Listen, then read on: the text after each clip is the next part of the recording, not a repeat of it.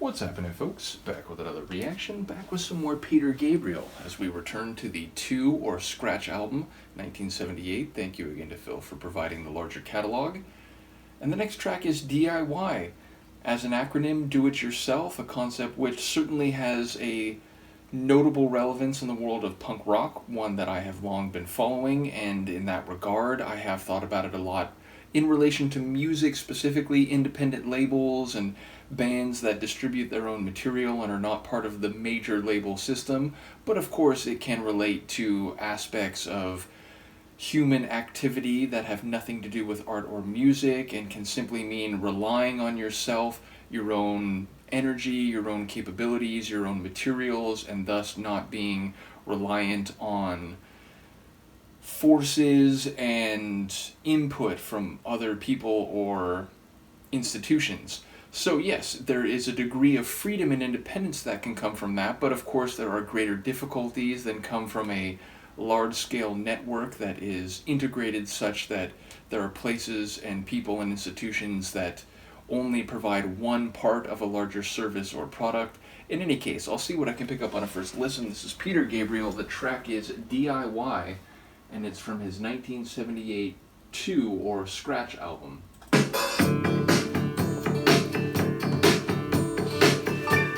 That bass.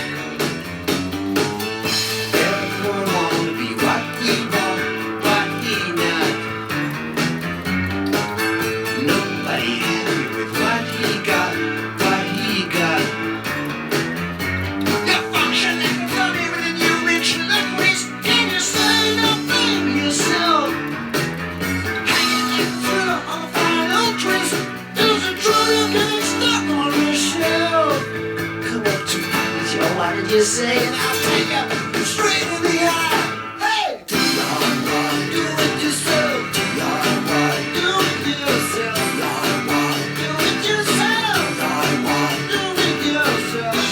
When things get so big, you don't trust them all. You want some control, you got to keep it small. Hey! D.I.Y. D.I.Y. D.I.Y.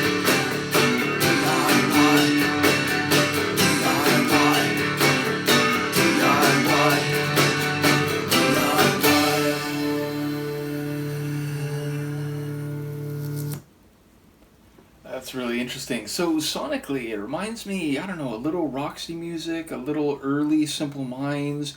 It has a bit of that like keyboard rock craziness that characterizes both of those groups in different stages as I've come to know them, but ultimately with a voice that sounds very different, meaning I now have identified or have come to understand the sonic character of Gabriel's voice, and I feel like I could hear it and maybe pick it out pretty quickly.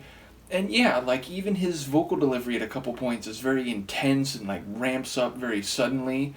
So lyrically, what I caught from it seems like it is more or less a straightaway exposition about what is DIY ethos or attitude or approach and what it can mean. More on the positive side, seemingly. And I don't know, like the line about like telling to your eye, I maybe think it's just a direct indication to someone else, being very clear about what DIY is. I heard a line about, the function of something and doing it yourself, so that could again just be a more or less straightaway description. But at the end, I think the key line that I caught was that when things are big, they're out of your control. So if you want to be fundamental or be free to control what you're doing and how it manifests and so on, you have to keep things small, not one facet of this big multifaceted network.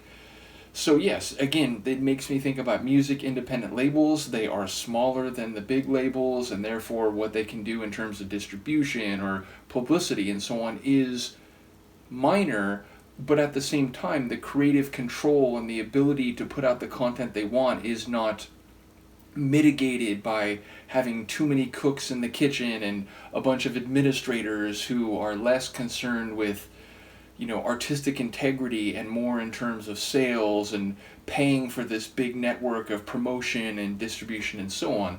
So yeah, it feels like a more general point. It doesn't feel necessarily about music specifically, but the idea that if you want to carry a DIY ethos, you best keep things small, because once you start expanding and getting bigger, inevitably there may be aspects that become part of these larger processes that you won't be in full control of, and you might have to compromise or do things the way someone else wants to get anything done.